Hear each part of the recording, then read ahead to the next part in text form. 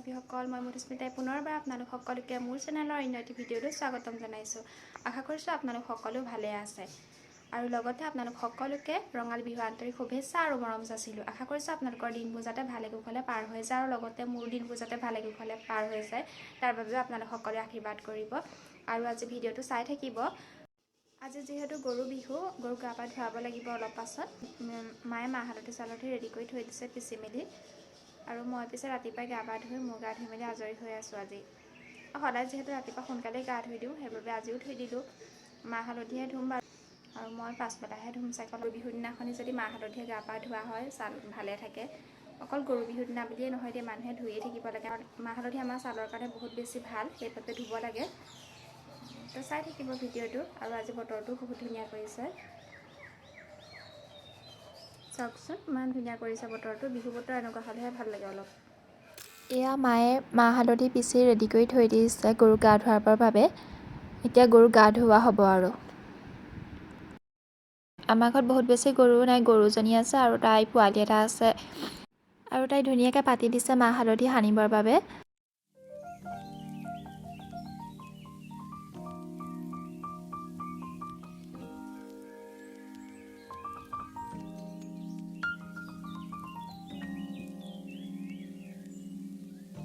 পোৱালিটোৱেহে সানিবলৈ দিয়া নাই, সি ভয় কৰিছে চাগে সেইটো কাৰণে।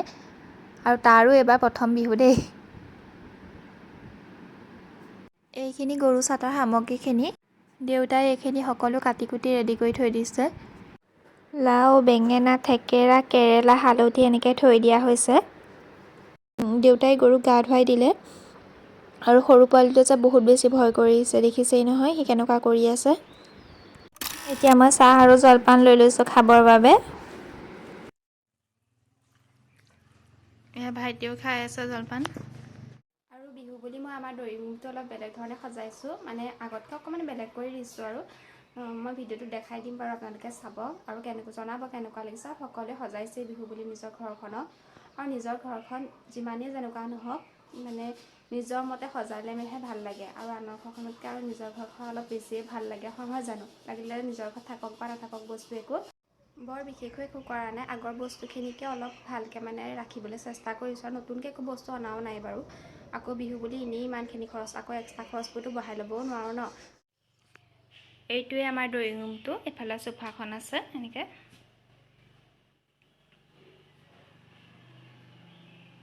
এইফালে এনেকৈ ফুলবোৰ ৰাখি দিছোঁ, সেইটো মই নিজে বনাইছিলোঁ, এনেকৈ গ্লাছ লগাই দিছিলোঁ।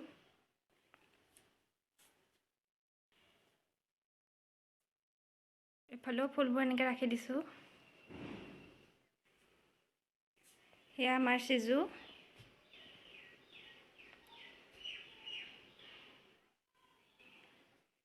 এইটো মই নিজে বনাইছিলোঁ, এইটোত পানী দি পেলাই এনেকৈ থৈ দিছোঁ। মটৰটো লগোৱা নাই মানে এতিয়া, এনেই পানী পৰি থাকে। এইফালে চোফাখনত এনেকৈ গামোচা এখন দি দিছোঁ, আগত গামোচাখন নাছিলে। এইবোৰ গামোচা একো কামতো নাহে, সেইটো কাৰণে এনেকৈয়ে সজাবলৈ মেলিবলৈ ব্যৱহাৰ কৰিছোঁ। আৰু ইফালে আমাৰ দেউতা আৰু আইতা, এইখিনি মই কিছুমান বনোৱা বস্তুৱে আছে এনেকৈ ৰাখি দিছোঁ। এই পুতলা দুজনী যে বনাইছিলোঁ, এজনী মুখখন চাওকচোন, মোৰ নিচিনা একেই হৈ গৈছে এজনী। আৰু এইফালে এখন টেবুল আছে, ইয়াত এনেকৈ মানি প্লেণ্ট এটা ৰাখি দিছোঁ। এজোপা বহুত দিন হ'ল এনেকৈ থকা, এইবোৰ নতুনকৈ পাত ওলাইছে, বৰ ভাল লাগে ভিতৰত এনেকৈ থাকিলে। আৰু ইয়াত পানী দি পেলাই এনেকৈ ফুল ৰাখি দিছোঁ।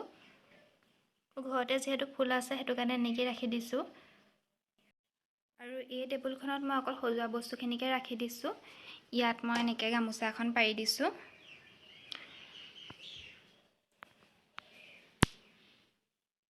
এইকেইটা যে ইমান মৰম লগা নহয়, টিকলু টিকলু।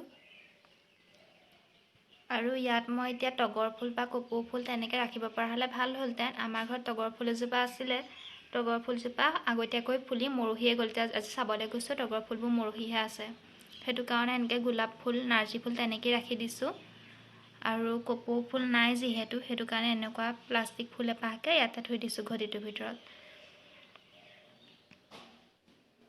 আৰু এইখিনি সৰু সৰু ঘটবোৰ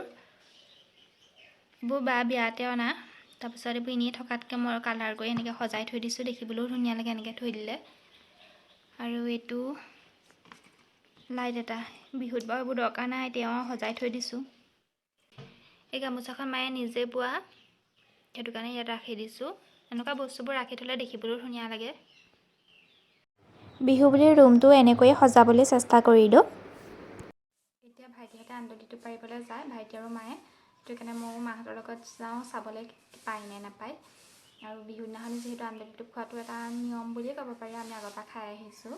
খালে ভাল আৰু পাবলৈও নাই যিহেতু, পালে খাওঁ আৰু নাপালে নাখাওঁ তেনেকুৱা ধৰণৰ। তো ব'লক পায় নে নাপায় চাওঁগৈ। এয়া আমাৰ আমদলিটো পাৰিবৰ কাৰণে ৰেডি হৈ আছে। চাই দে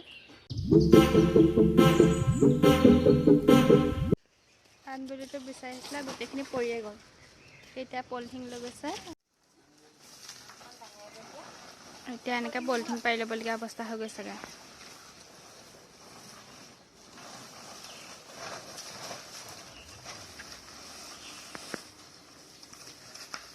ইয়াক মানে বেয়া কামুৰিছে আৰু।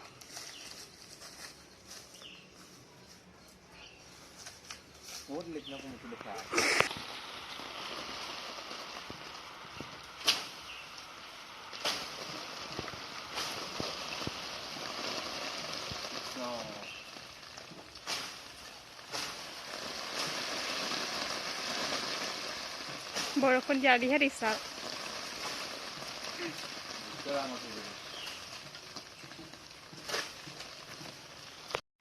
আমদলি পাৰি হৈ গ'ল বাৰু, এতিয়া সিহঁতি গোটাই আছে এনেকৈ মা ভাইটিয়ে।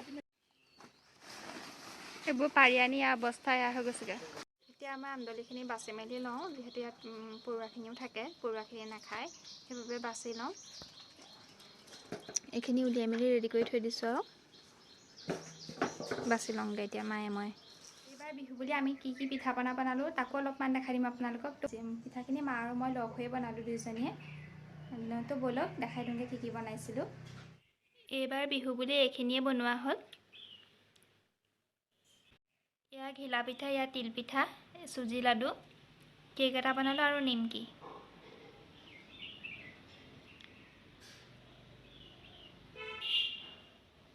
আৰু বিহুৰ দিনা আপোনালোকে পঁইতা ভাত খায় নে নাখায় জনাবচোন। আমাৰ আজি পঁইতা ভাত খোৱাহে হ'ব। কালিয়ে ভাত বনাই মেলি থৈ দিয়া আছে। এতিয়া আমদলি টোপৰ সৈতে খাম আৰু অলপ পাছত ভাত। জলপান খাই ল'লোঁ বাৰু অলপ আগতে, দেখিলে আপোনালোকে। ভাতৰ কাৰণে অলপ দেৰি আছে, এতিয়া বাকী কামখিনি কৰি লওঁ, তাৰপিছত আকৌ লগ পাই আছোঁ। আজি দুপৰীয়া ভাত সাজ এনেকৈয়ে খালোঁ, সেয়ে দেখাই দিছোঁ অলপ। এইখিনি জেতুকা ৰাতিকৈ লগাব লাগিব। জেতুকাখিনি কালি আনি থোৱা আছিলে যিহেতু, সেইবাবে শুকাই যোৱা নিচিনা হৈ গ'ল। মায়ে ছিঙি মেলি পানী দি পেলাই থৈ দিছে। শুকায়ে গ'লগৈ। ঘৰত গছ নাথাকিলে সেইটোৱে দিগদাৰ হয়, কিনি অনা জেতুকা যিহেতু। আৰু আনিলে কালি আনি থৈ দিছে। ৰাতিকৈ লগাম আৰু এইখিনি। ৰাতিকৈ লগাই কাইলৈ দেখাম আৰু আপোনালোকক। এয়া আমাৰ ভাইটি ওলাইছে বিহু মাৰিবলৈ যাবলৈ। নিজৰে ফটো চাই আছে। ইয়াক গৰু চাটৰ সৈতে শাক বুটলি পেলাই এনেকৈ থৈ দিয়া হৈছে ৰাতিলৈ বনাবৰ বাবে। আজি যিহেতু 100 এবিধ শাকেৰে বনাই খাব লাগে।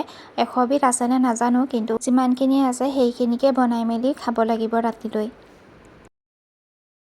এতিয়া পাছবেলা টাইমত ঘৰৰ ওচৰৰে সৰু সৰু ল'ৰা ছোৱালী কেইটামানে হুঁচৰি মাৰিবলৈ আহিছে। সৰুতে আমিও গৈছিলোঁ এনেকৈ 2-3টা ল'ৰা ছোৱালী লগ হৈ হুঁচৰি মাৰিবৰ কাৰণে। আৰু আজি ভিডিঅ'টো ইমানেই আছিল। দিনটো যিমানখিনি পাৰিলোঁ দেখালোঁ, কি কি কৰিছিলোঁ সেইখিনি সকলো দেখাবলৈ চেষ্টা কৰিলোঁ আপোনালোকক। যদি ভাল লাগে জনাব।